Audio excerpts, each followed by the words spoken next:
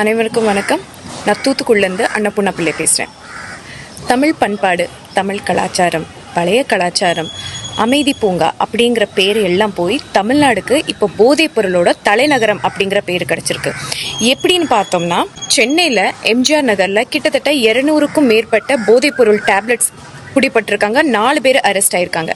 அது மட்டும் இல்லாமல் மன்னார்குடியில் பட்ட பகல்னு கூட பார்க்காம ஜிஹெச்ல போயிட்டு நோயாளுக்கு தொந்தரவு கொடுக்குற மாதிரி அங்கே உள்ள நர்ஸ் எல்லாத்தையும் பயம்படுத்தி போதையில் அட்டகாசம் பண்ணியிருக்காரு ஒருத்தர். புத்தூரில் ரேஷன் கடை நிர்வாகி ஒருத்தர் பட்ட பகலில் மது அருந்துட்டு ரேஷன் கடையில் படுத்து தூங்கியிருக்காரு. ஈரோட்டில் தலவாடியில் கர்ப்பிணின்னு கூட பார்க்காம சொந்த மனைவியை போதையில் அடித்து கொலை பண்ணியிருக்காரு ஒருத்தர்.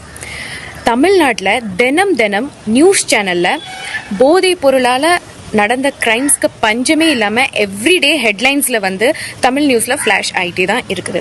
ஆனால் இதை பற்றி எந்த ஒரு கவலையும் இல்லாமல் தமிழ்நாடு அரசாங்கம் இந்த போதைப் பொருள் கட்டுப்பாடுக்கு என்னென்ன ஆக்ஷன்ஸ் எடுக்க போகிறாங்க, போலீஸ் எப்படி எல்லா ஏரியாலையும் கண்காணிச்சிட்டு இருக்காங்க, அப்படி எந்த ஒரு அக்கறையும் இல்லாமல் நம்ம முதலமைச்சர் மாண்புமிகு திரு ஸ்டாலின் அவர்கள் 5 நாளைக்கு குடும்பத்துடன் இன்ப சுற்றுலா போயிருக்காங்க.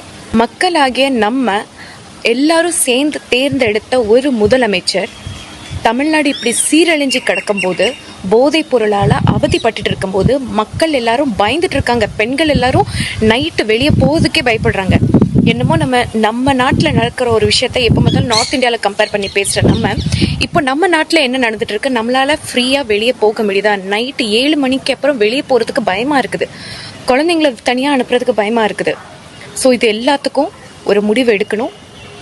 நம்ம முதலமைச்சர் திரு ஸ்டாலின் அவர்கள் இதுக்காக என்ன ஸ்டெப்ஸ் எடுக்க போகிறாங்க, தமிழ்நாடு மக்களாகிய எங்களுக்கு இதுக்கான பதில் தெரியணும்.